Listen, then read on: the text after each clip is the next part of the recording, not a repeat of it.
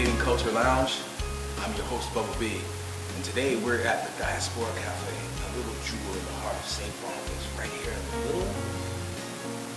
little big city, known as Winnipeg. In the heart of the country, in the heart of the continent, we're going to talk to the owners, the providers, and we're going to get a little experience of what it's like to sit in a nice, modern cafe, where you can sit down and have conversation, where you feel included in the conversation and in the vibes. Tune in. Stay tuned. Come back. We have more interviews on the way right here on the CCL, otherwise known as Wow. You know, it's cold outside. Why don't you come inside and warm up? Speaking of coming inside and warming up, it's your man Bubba B, and I'm here inside of the Diaspora Cafe in beautiful St. Boniface, right here in the heart of Winnipeg, in the heart of the country, in the heart of the continent. And speaking of heart, we're going to talk to the heart and soul of this operation, my man right here. Jason, what's good, bro? Surviving.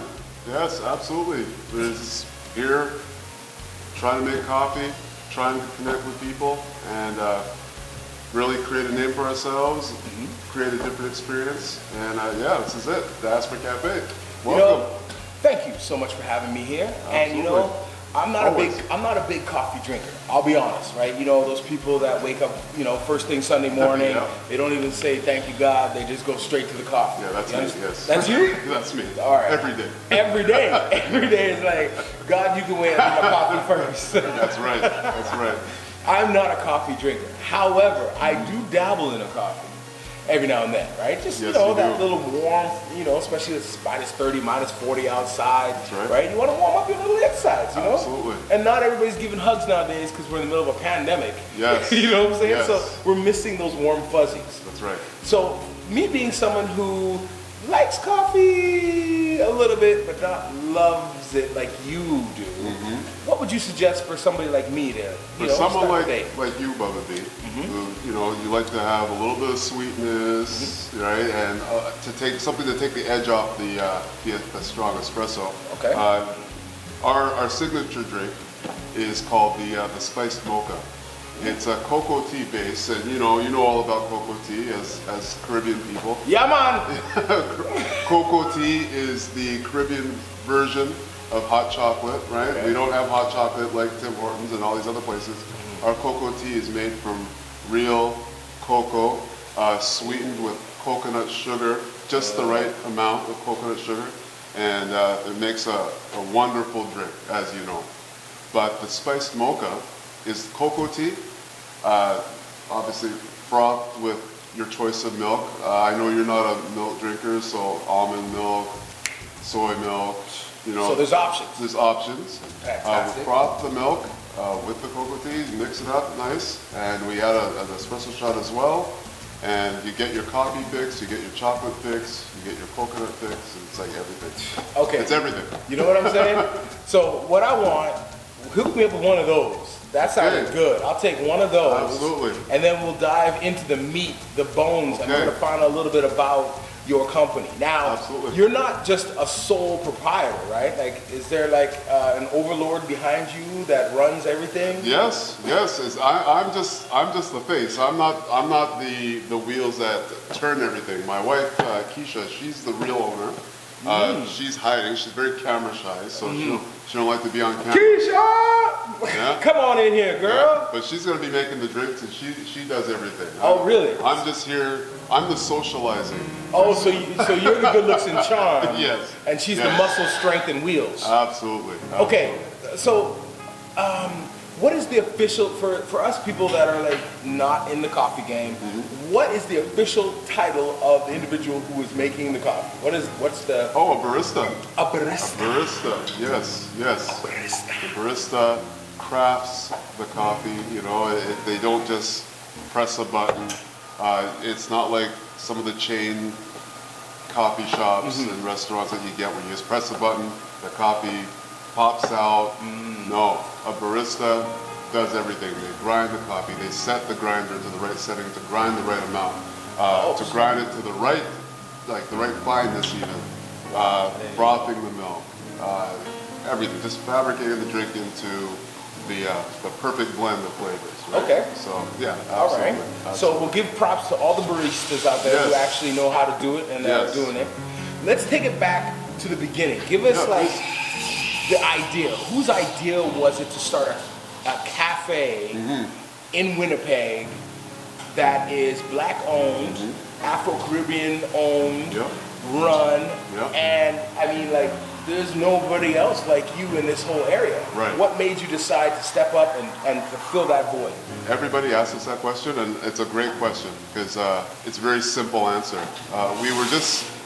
We were literally just having coffee, and we had this desire to have a Jamaican patty and have a latte at the same time.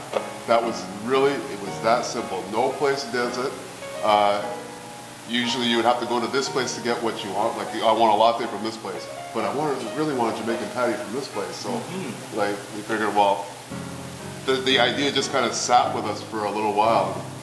Keisha's like, you know what, let's do it. So, and I was, as the husband, I'm going to support it. And yeah, sure enough, we started looking at spaces, and here we are. We found this space on Marion Street, and here we are. And Keisha, here you are. I just want to ask you a little bit, because I know you don't want to be on camera, but I need to know, how did you learn to become a barista? Like, how does somebody wake up in the morning and go, you know what, I could do hair, I could do makeup, I could run a bank, but I want to make coffee, the best coffee in the city, in the world. How does somebody come to that? I think just the love of coffee and passion. Am I allowed to drink this? That's yours. This is mine? That's For real? yours. Okay, here we go. Snappy, yappy. Wow. Yes. Whew, I feel it. That's usually the response.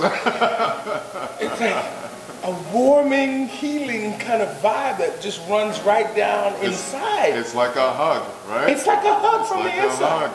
a hug. Okay, tell us about your training. Tell us about, step up here, don't be shy.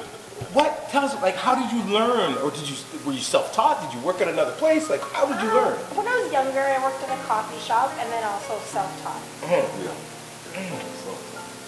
Snaps. Okay, so whose idea was it to get the patty and whose idea was it to have the coffee? It's kind of both of our ideas, you know. Both literally, wanted a patty and a coffee at the same time. yeah. It was literally the conversation between us really sparked it. So yeah, and then we just started doing research. Where do we get our patties? Who should we get our coffee from?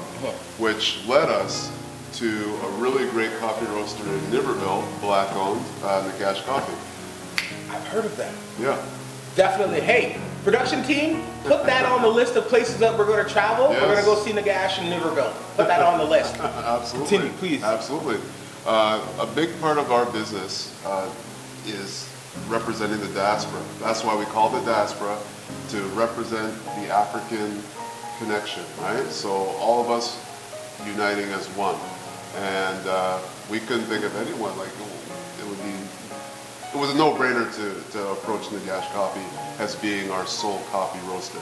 It was local, black-owned, fair trade. We actually met the farmers. They got stuck here in Niverville during the first lockdown way back in March of 2020. So we actually met them. We had coffee with them. And what coffee shop do you know where you could say you've met the actual farmers? Nowhere. Right. Okay. So let me just take it back just a little bit. So this idea came to you when? Like, when did it start and when did you guys open? From the idea to open? The idea really was, the spark was in the spring of 2020. In the spring of 2020? Spring of 2020. Yes, that's when we started having conversations. Hold on. Yes. If I'm not mistaken, spring of 2020 was lockdown, COVID, #1 worldwide pandemic. Like, Yeah, absolutely. you were thinking about life and investing hope and money and time in the middle of a pandemic. Yes. When everybody else was like freaking out and shutting down, Absolutely. you guys were building and growing and planting seeds. We were really trying to grow, position ourselves. We opened in January of 2021. We're 1 year in, and while a lot of people view the pandemic as, you know, the end of everything, we really try to look at it as the start of something, right? Amazing. Right. and to make it a family business. Our kids work here. You know, we really want to try and build something and create a space. As you know, March 2020, the whole springtime of March 2020 is a significant time when you talk about things like police brutality, and you hear about organizations or companies like Starbucks that maybe don't want their staff wearing Black Lives Matter t-shirts. Yep. That's right. And that kind of stuff kind of really helped us or pushed us further to want to create a space that's open to all. So when Black people come into a place like this, they can feel like they're at home. And it's open for everyone, of course, right? Like, we don't matter if you're white, Black, Indigenous, from East India, we want everybody to come and feel comfortable here, but we especially want Black people to feel comfortable here, right? So, yeah. That was a blessing. And Yeah. you said you got kids that work here too. Yes, yeah. And so you've created a legacy? Something like That's what we're trying. Like, Yeah, like, you know, the idea of creating of a legacy, or, you know, even just to show our kids that, yeah, you can start a business at any point in your life. Like, I'm an educator, so, you know, I'm still teaching. My wife had worked in different industries, human resources, and yeah, I think it was really good for our kids to see that, yeah, even if you're in your 30s, 40s, life is not over, right? You can pivot, you can start something new. It doesn't matter when it is. It can happen. You just have to make it happen, right? Okay. But yeah. And what do you attribute that passion, that galvanization of your soul and idea, what do you attribute that to? Was that like your brought up seed? Well, yeah. Well, I would definitely say that for me, like my family always championed education. Education has always been an important part of our family with our kids. So just the idea of creating spaces where you haven't seen yourself in that space before. It's the same reason I became an educator, because, you know, I didn't have Black teachers. I wanted to be a Black teacher because I just didn't see myself there, so I put myself there. Boom. There's no coffee shops that have Jamaican patties, cocoa tea, samosas, all these things, right? Created. Created. Yeah. Out of nothing. Out of nothing. And what is your background for the people that may be watching this? I'm of Barbadian descent. Bajan? Yeah, Bajan, man. Born and raised, yeah. But born and raised in Winnipeg, right? Okay. So, and my wife? Jamaican. Oh, snap. Born in Jamaica, yes. Born in Jamaica. Born in Jamaica. How old were you when you came to Canada? I was 4. Oh, so you were, yeah, so you're pretty much Canadian now. Yeah.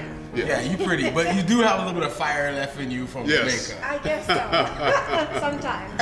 How long have you guys been together? We've been married for, 20 years. 22 years this year. Yeah, it's 2022. 22 Yeah, we got married in years. 2000, August 19th. August 19th. Of That's 2000. very interesting as well. So Yeah. how long did you guys date before you got married? 5 years. 5 years? So like 96 kind of thing. Yeah, 96 95. when we start dating. 95.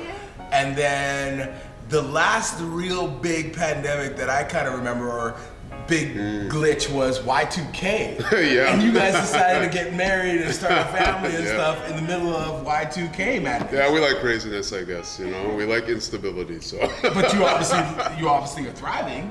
Yeah, well, we're definitely holding on. The pandemic has definitely made it hard, but you know, we, like I said, 1 year in, and we're trying to survive to year 2, 3, 4, and onward, right? And onward. Yeah.